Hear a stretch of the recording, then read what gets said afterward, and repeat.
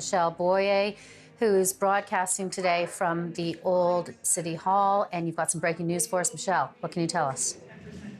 That's right. The Canadian government was expected to announce counter tariffs on U.S. aluminum, Bev, but I could tell you that the United States just a moment ago coming out with a public statement saying that it will be rescinding the duties on Canadian aluminum. That is happening now. I can tell you that this statement coming from the U.S. Trade Representative's office.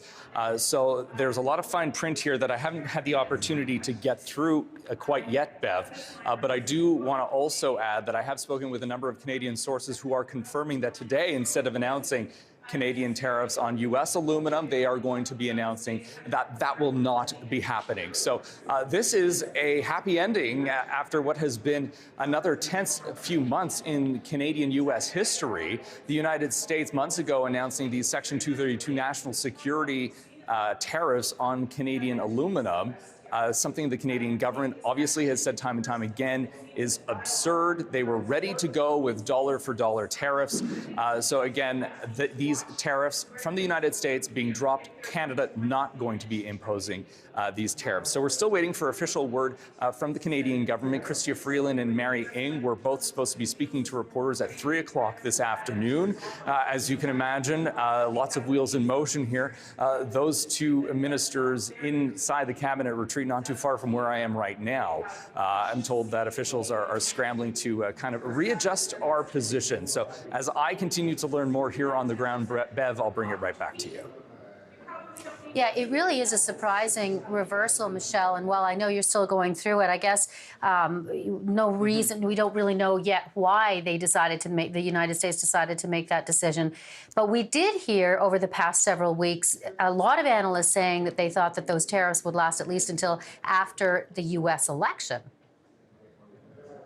Right, and that's because the United States imposed these tariffs on what is basically unfinished products. So if you think of gold bars, think of aluminum bars. And with COVID-19, what happened was instead of shipping aluminum products from Canada to the United States, we were shipping these aluminum bars. So the United States saw a surge of what's called raw product go into its market, but the overall total that was going to its market was really unchanged. And this is something that had, according to a lot of the people that I've been speaking to, really scratching their head thinking, how does this make sense?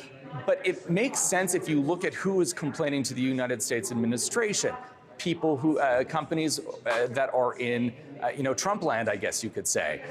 So the Canadian government is saying, listen, this is temporary. And in the statement from the United States, they acknowledge that over the next 6 months, they do foresee this raw product, the shipments from Canada into the United States, they do expect these shipments to go down and for everything to kind of go back to normal. This is the message that the Canadian government has been trying to convey to the United States over the last number of months. And Bev, by all indications, what we're seeing today is that this has prevailed. Their messaging did work. And, when we talked about 232, these national security tariffs on steel and aluminum during NAFTA negotiations, Chrystia Freeland did come out and say, this is common sense, like we're trying to drill common sense into them. And the same sort of applies here. Okay, Michel, lots to drill down on. We'll let you have a couple of minutes to go through some stuff and we'll get right back to you. Thank you very much.